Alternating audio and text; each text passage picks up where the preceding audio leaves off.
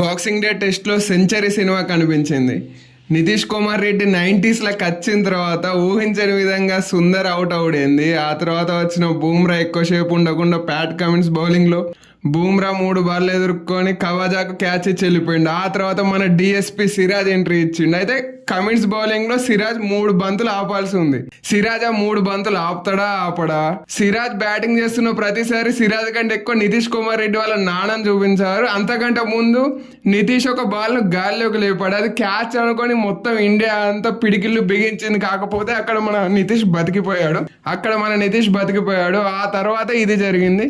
దీని తర్వాత నితీష్ కుమార్ రెడ్డి అద్భుతమైన 4 కొట్టి సెంచరీ అయితే ఫినిష్ చేసిండు. అయితే నితీష్ శతకం కోసం వాళ్ళ నాన్న అక్కడ గ్యాలరీలో కూకొని పడిన తపన ఫ్యాన్స్ మాత్రం ఎక్కువ ఆకట్టుకుందని అనుకోవాలి. ఈ సీన్స్ మొత్తం చూస్తే ఇది ఒక సెంచరీ సినిమా లెక్క కనిపించింది. నితీష్ సెంచరీ సినిమా లెక్క అనిపించింది ఇది మొత్తం.